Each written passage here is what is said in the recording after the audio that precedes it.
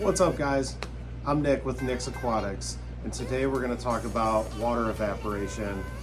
Let's go. So before we hop into this, I want to thank everyone for watching. Make sure to follow, like, and subscribe to this video if you found it helpful.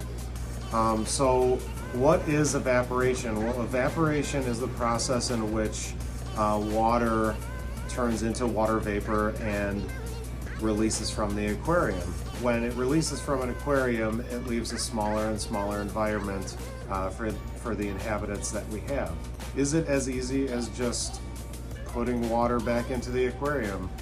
Well, the short answer is yes. We need to compensate for the evaporation by adding more water into the aquarium. There's going to be many factors that contribute to water evaporation and its rates. So, freshwater aquariums, what do we do when water evaporates? Well, it's actually pretty easy.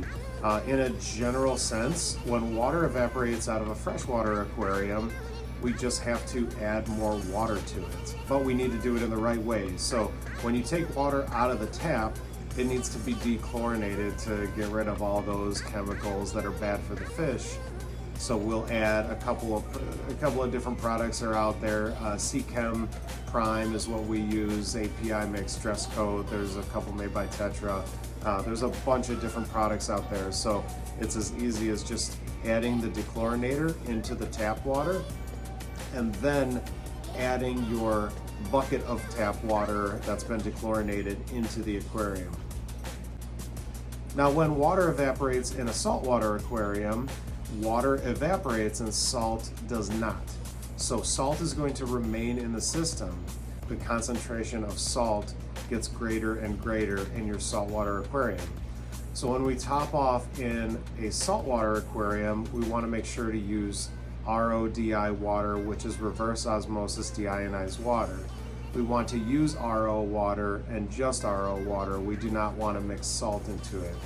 Now, obviously, granted, we always want to make sure that the salinity of our saltwater aquarium is at the correct level. Now, if you're anything like me and you don't want to be lugging buckets around to manually top off your aquarium, they do have ATO systems out there, which would be auto top-off systems. These could come in the form of float valves, mechanical switches. Some of the newer ones, the more techy ones, have optic eyes. These are going to use an external reservoir, whether it's your dechlorinated tap water for a freshwater system or reverse osmosis water for a saltwater system, and it's going to use those float switches and optic eyes to automatically top the aquarium off when water evaporates. So that's pretty much it. When water comes out of your aquarium, make sure to replace it, because we all know that aquariums, all they want is stability and consistency, and we can offer that to them by making sure that the aquariums are always topped off. And remember, in freshwater, when water evaporates, just put dechlorinated tap water back into it. When salt water evaporates, put RO water in it. Thank you so much. Like and subscribe if this helped you at all. We'll see you next time. Stay wet and wild.